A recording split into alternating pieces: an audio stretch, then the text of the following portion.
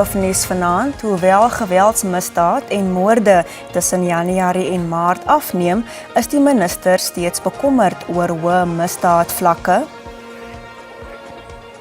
Die Menseregtekommissie hoor dat Gautengse munisipaliteite, Eskom en Randwater glo gesamentlik R30 miljard skuld. En die verkleermannetjie se belangrikste verdedigingsmeganisme is nou sy grootste bedreiging na storms aan die tuinroete.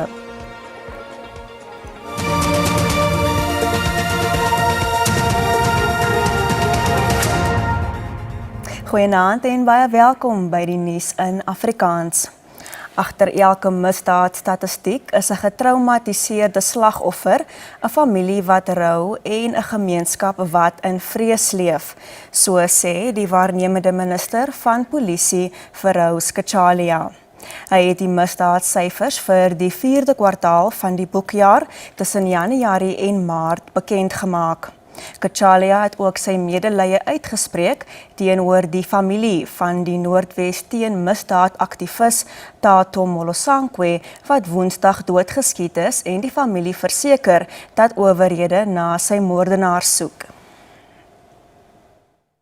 Minder kontakmisdade, seksuele oortredings en gewelddadige rooftogte is by net meer as 1100 polisiestasies aangemeld tussen Januarie en Maart. Moord het met 9,5% afgeneem, seksuele misdade met 6,4% en gewelddadige rooftogte met 15,6%. Cachalia het egter kommer uitgespreek dat georganiseerde misdaad toeneem, veral in ekonomiese hoofstede. Gauteng, the Western Cape, the Eastern Cape and KwaZulu-Natal continue to contribute the largest share of serious and organized crime. Huisroof het met 20,4% afgeneem, rooftogte by besighede met 18,3% en rooftogte by nie-residensiële persele het met 22% afgeneem. Die Oos-Kaap het die hoogste moordsyfer per capita in die land. During this period, there were 8.2 murders per 100,000 nationally. The Eastern Cape represents the highest risk with 14.3 murders per 100,000 people, followed by the Western Cape with 12.8 murders per 100,000 and then KZN with 8.8. Die meeste verkrachtingssake is in die tydperk in KwaZulu-Natal aangemeld, gevolg deur Gauteng en die Oos-Kaap. Die polisie sê leefstyl-audit sal voortaan op polisielede gedoen word om korrupsiehok te slaan, nadat beweringe hiervan by die Matlanga-kommissie uitgelig is. En die minister in die presidentskap verantwoordelik vir staatsveiligheid, Kombucho Ntshabeni, het herbevestig dat haar departement die onrus in sommige dele van die land monitor weens kommer oor ongedokumenteerde buitelandse burgers. Die minister sê sommige van die voorvalle word aangevuur deur misdadigheid en populiste. Ntshabeni het 'n begroting van R5 miljard vir staatsveiligheid voorgelê. Ntshabeni sê staatsveiligheidsagentskappe monitor die impak van die onrusvoorvalle op nasionale veiligheid en wil vroeë opsporing en versagtingsstrategieë vir bedreigings verbeter. The intelligence services recognize that illegal immigration, when exploited by organized criminal syndicates, constitute not merely a domestic border management challenge, but a broader transnational security concern requiring coordinated regional and international intelligence cooperation. Volgens die minister word die bekamping van georganiseerde misdaad as 'n nasionale prioriteit beskou. Our most immediate frontier to secure the Republic is through a focused, non-negotiable and decisive fight against organized crime. Organized crime in South Africa has escalated into a multidimensional and deeply entrenched threat that undermines the country's national security, economic stability, democratic governance and social cohesion. Die herstrukturering van die intelligensiediens word ook vooropgestel. I must take this moment to appreciate the decision by His Excellency President Cyril Ramaphosa to appoint the Matlanga Commission that is bringing to the public the extent of the contamination of the criminal justice system and thus making it slightly difficult for compromised elements to continue to operate. Ntshavheni sê daar's planne om die intelligensiediens in 'n binnelandse en buitelandse tak te omskep en om die nasionale kubermisdaadstrategie te finaliseer. Die Johannesburgse metro het 'n grootskaalse klopjag by die Vleerhof Hostel in die weste van Johannesburg uitgevoer. Dit was om jare se misdaad, oorbevolking en verslegtende verblyfsomstandighede aan te spreek. Die klopjag onder leiding van die stad se burgemeesterskomiteelid vir menslike nedersettings, Mlungisi Mabaso, en wetstoepassingsagentskappe van die departemente van binnelandse sake en maatskaplike ontwikkeling vorm deel van pogings om orde te herstel en inwoners se kommer aan te spreek. Inwoners het senuagtig toegekyk. Sommige hoopvol, ander onseker, terwyl strukture by die Vleerhof Hostel afgebreek is. Die metro sê die operasie vorm deel van sy planne om die gebied te ontwikkel en die groeiende tekort aan behuising aan te spreek. But yes, we may not have the resources in terms of the housing structures, but we'll continue to do whatever is possible in the city's ability to bring about human settlement. But you must also note that as people come into the cities, they're not supposed to be breaking the law. They're not supposed to decide where they settle themselves. Amptenare van binnelandse sake was op die toneel om te kyk of daar ongedokumenteerde migrante is. We are moving 130 families out of this dilapidated structure to proper and dignified houses, but we are focusing on South Africans, of course. 'n Inwoner wat nie op kamera wou verskyn nie, sê die gemeenskap verwelkom die optrede, aangesien misdaad en oorbevolking hul lewe bemoeilik. As they are demolishing, it means they will remove illegal power connections. Another thing that the municipal only remove bins from other places. Drugs are very rife in this area. Some of the people living in this place are selling drugs to our kids. Wetstoepassers was derentyd op die toneel terwyl die operasie voortduur. Die spertyd het verstryk vir politieke partye om die name van hulle verteenwoordigers te verskaf vir die komitee wat ondersoek moet instel oor of die president in 'n staat van beskuldiging geplaas moet word. Die DA, MK-party, IFP, ATM en Vryheidsfront Plus het reeds hulle lyste ingedien. Die spreker van die nasionale vergadering, Toko Didiza, sê sy volg die proses soos uitgestippel in die konstitusionele hof se uitspraak. And I don't think therefore there is anything that should make anybody to worry about Parliament's responsibility in discharging its role. Didiza het ook gereageer op kommer van die DA dat daar 'n konflik van belange sal wees indien sy ook die voorsitter van die nasionale vergadering se reëlskomitee is. Die komitee is verantwoordelik daarvoor om enige prosedurele veranderinge af te teken wat gemaak word aan reëls wat in die nasionale vergadering geld. Die komitee maak tans veranderinge aan die reëls wat bepaal wanneer 'n president in 'n staat van beskuldiging geplaas kan word, soos wat deur die konstitusionele hof uitspraak bepaal is. Die DA se parlementêre leier, George Mikolakis, eis dat Didiza haarself van die proses moet onttrek. Mikolakis beweer Didiza het met president Cyril Ramaphosa se regsverteenwoordigers oor die Phala saak vergader. What I can provide the committee with, and I think it is in the interest of the committee, is where I did write to the Speaker and ask her whether she met. She didn't deny it. In fact, it's very clear from her response that she did meet with the President's legal advisors on Phala. Didiza ontken dit egter. I haven't met the President's lawyers, and I'm sure you can ask the lawyers of the President if they met with me. Didiza sê die president het haar slegs daarvan ingelig dat hy die saak op hersiening gaan neem. Eibre Babie, SAIK nuus parlement. Die Wêreldgesondheidsorganisasie het die risiko van 'n landwye Bundibugyo Ebola-uitbreking in die DRK tot baie hoog verhoog.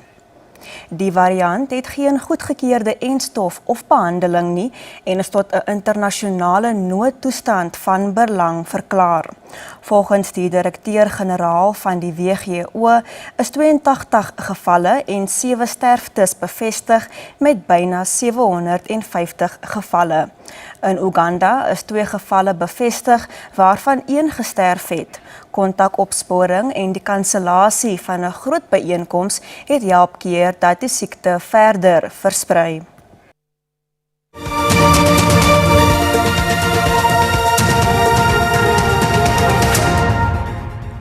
En Gautengse munisipaliteite skuld Eskom en Randwater glo gesamentlik R30 miljard vir water en elektrisiteit.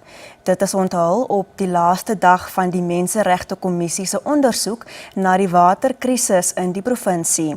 Die ondersoek wil bepaal of munisipaliteite hulle grondwetlike verpligtinge nakom om water aan inwoners te verskaf. Eskom het vroeër gedreig om van 8 Julie af krag in Johannesburg af te sny as die metro nie sy skuld betaal nie.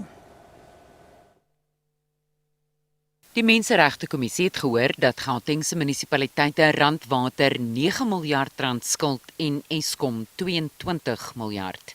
Die Johannesburgse metro alleen skuld Eskom 5,2 miljard rand. Die Gautengse kommissaris van die kommissie, Dr. Henk Boshoff, het kaalvuis ingeklim onder munisipaliteite oor hulle gebruik van watertankwaans. This phenomenon of water tankering is a brazen form of financial mismanagement. It's a brazen form of corruption. Die onthulling van Randwater dat munisipaliteite hom 9 miljard rand skuld, het vir opskudding gesorg. We are particularly worried with the debt that is owed to us by municipalities. At this point in time, I think it's sitting at about 9 billion, and an overdue amount is about 6 billion. The current account is sitting at about 2 billion. Who are those perpetrators? Can you just identify who's owing you what? Yeah, I think I don't want to name and shame my customers, but I just think the biggest challenge now is Mfuleni local municipality. Eskom het die stappe uiteengesit wat hy doen om onder meer kragonderbrekings te verminder wat Gautengse waterkrisis vererger het. Die nutsmaatskappy sê egter die pogings word bemoeilik deur die reuse bedrae wat munisipaliteite hom skuld. Die Ekapa Minerals myn in Kimberley in die Noord-Kaap is amptelik te koop. Plaaslike en internasionale beleggers word uitgenooi om aanbiedinge in te dien in 'n poging om die myn te red en werksgeleenthede te beskerm. Sowat 1200 werkers het hulle werk verloor toe die myn vroeër vanjaar skielik aansoek gedoen het om gelikwideer te word. Ekapa Minerals bate soos die De Tooy span, Bultfontein en Wesselton Kimberley-pype, miljoene ton uitskotbronne en verwerkingsinfrastruktuur is alles te koop. Die myn is tans in bedryf onder sorg en instandhouding teen 'n geraamde koste van sowat R10 miljoen per maand. Volgens die likwidateurs bly die bewaring van die myn 'n prioriteit. Hulle soek binne die volgende 90 dae 'n koper.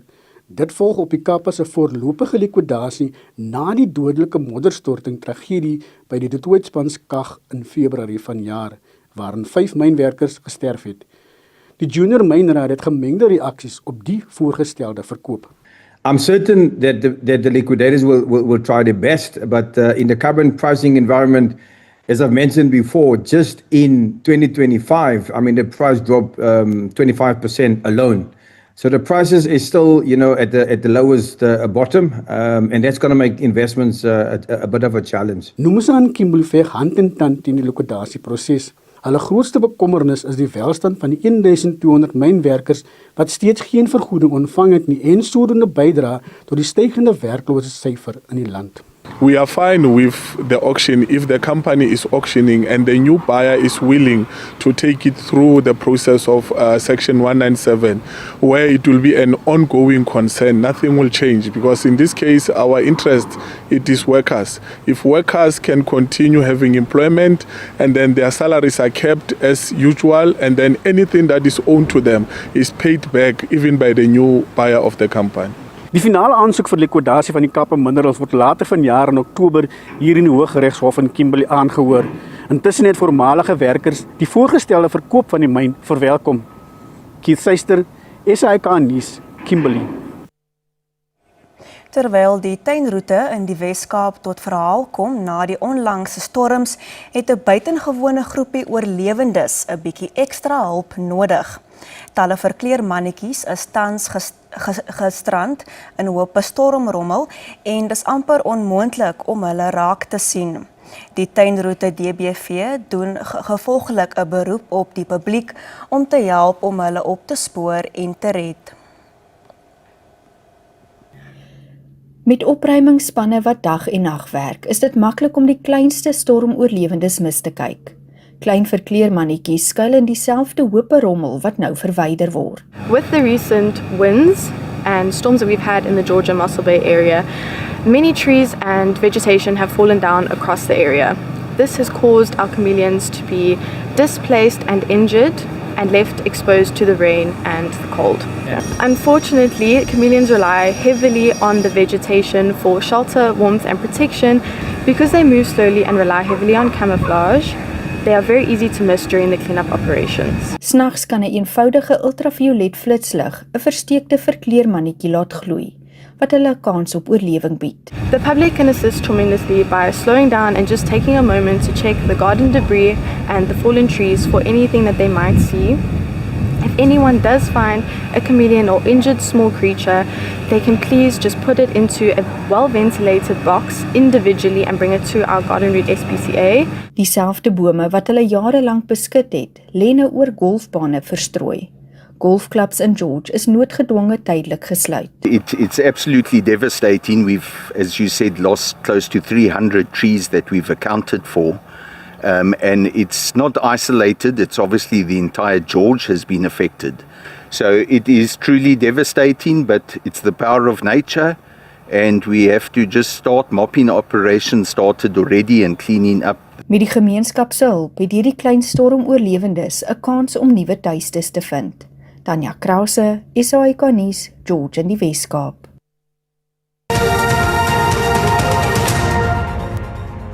Kom ons kyk hoe die markte die week afgesluit het.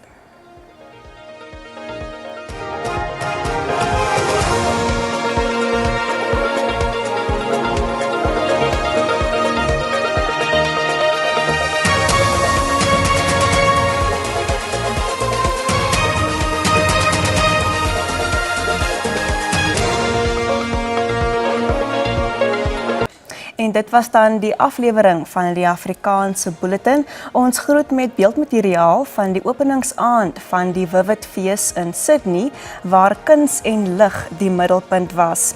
Verskeie kunstenaars het kunswerke geskep wat met lig en kleur weerspieël word op van die stad se ikoniese landmerke. Die fees duur tot 13 Junie en daarmee wens ons jou 'n warm en veilige naweek toe. Totsiens.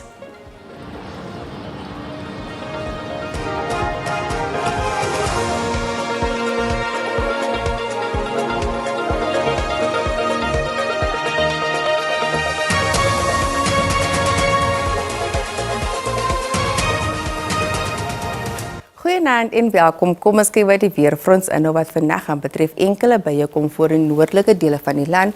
Dit strek oor sentrale dele van die land tot in die Oos-Kaap. Verspreide buie kom ook voor in die sentrale dele van die Noord-Kaap, asook dele van die Vrystaat en die grootste dele van die Oos-Kaap. Lig tot matige wind kom ook voor langs die kus. As ons kyk na môre, enkele buie kom voor in die grootste dele van die land met verspreide buie wat voorkom in die wes-noordelike dele eerder van die Oos-Kaap, asook in dele van KwaZulu-Natal. Oggendmiskolle kom ook voor langs die Weskus, asook in dele van Mpumalanga, Limpopo, so wees asseblief versigtig want dit kan sig belemmer. Daar is 'n weerwak uitgereik deur die Suid-Afrikaanse Weerdiens vir ewige donderbuie en dit kom voor langs die KwaZulu-Natal kus asook in grensende binneland. Kom ons kyk dan ons minimum en maksimum temperature in Gauteng. 'n Koel dag kan verwag word. Pretoria se maksimum is 21, Johannesburg het 'n maksimum van 18 en 'n minimum van 9. Dan beweeg ons na Limpopo. 'n Koel dag kom voor in hierdie provinsie. Dit is ook warmer in Messina met 'n maksimum van 26 met 'n minimum van 14. Polokwane se maksimum is 19 met 'n minimum van 10. In Mpumalanga gedeeltelik bewolkte toestande wat voorkom. Dit is ook bewolk. Anders is koel. Sekunda het 'n maksimum van 18 met 'n minimum van 8. Onthou asseblief die weerwag wat uitgereik is vir ewige donderbuie in hierdie provinsie. Anders is koel in hierdie provinsie. Kokstad het 'n maksimum van 18 grade. In die Oos-Kaap 'n koue dag kom voor. Willowmore het 'n maksimum van 16 grade en 'n minimum van 8. Gqeberha se maksimum is 21. In die Wes-Kaap 'n koel dag kan verwag word. Dit is ook warmer in Klein Willem met 'n maksimum 25 grade. Kaapstad se maksimum is 21 met 'n minimum van 13. In die Noord-Kaap gedeeltelik bewolkte toestande tot bewolkte toestande kan verwag word. Anders is dit koel. Upington se maksimum is 24 met 'n minimum van 14. Terug in die binneland in die Vrystaat, 'n koel dag kom voor. Botawil het 'n maksimum van 21 asook Kroonstad. Dan laastens Noordwes, 'n koel dag kan verwag word met enkele buie. Rustenburg se maksimum is 22 grade asook Mahikeng. Tosca het 'n maksimum van 23. Dit is al van ons hier by die weersentrum. Geniet die aand.